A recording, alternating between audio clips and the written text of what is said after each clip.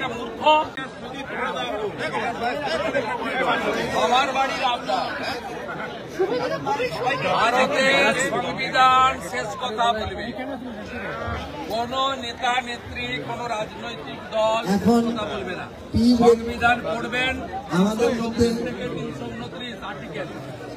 Complete পাওয়ার দেওয়া আছে election commission ইন্ডিয়াকে। তারা প্রয়োজন হলে আর্মি নামিয়েও করতে পারে।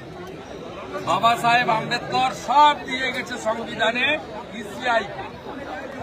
মমতা ব্যানার্জি একটা মূর্খ।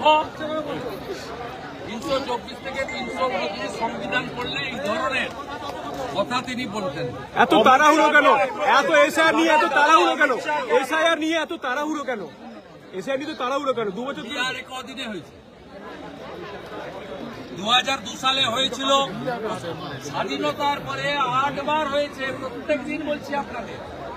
2002-এ পশ্চিমবঙ্গে হয়েছে, 2003-এ ভোটার লিস্ট বেরিয়েছে, 26 লক্ষ লোকের নাম বাদ গেছে। আসল কথা, খালা মমতা ব্যানার্জি বাংলাদেশি মুসলমানদের রক্ষা করতে চাইছেন, ভারতীয়দের দাম কাটতে চাইছেন। এইটা হচ্ছে উনার আসল। যেমন আমরা সাপের গর্তে কার্বলিক দিই, গণেশ কুমার আর মনোজ আগরওয়াল গর্তে কার্বলিক দিয়ে দিয়েছে, কারণ সাপেরা বাইরে থেকে। জিএসটি এখনই প্রত্যাহার করা উচিত। জিএসটি এখনই প্রত্যাহার করা উচিত। আক্রমণ বলছেন যে বিএসএফ তো ওনার হাতে, তাহলে ঢুকলো কোথায়? 540 কিলোমিটার জায়গা উনি জমি দেননি কেন?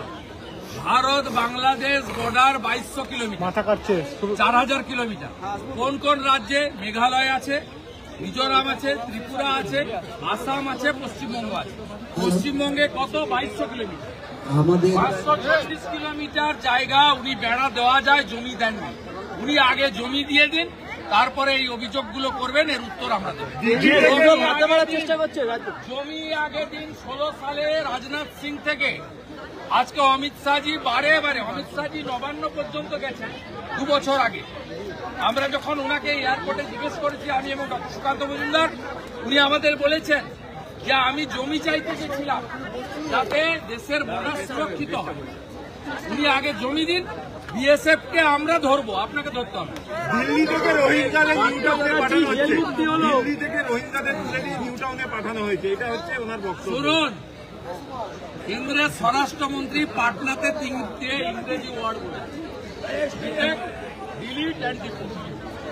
ডিটেক্ট হচ্ছে, ডিলিট হবে, আর ডিপোর্টের কাজটা এপ্রিল মাসে বিজেপি সরকার পশ্চিমবঙ্গে হলে এই অবৈধ বাংলাদেশি মুসলিম অনুপ্রবেশকারীদের গুজরাট সরকার যেমন ডিপোর্ট করেছে, আমরা ডিপোর্ট করব।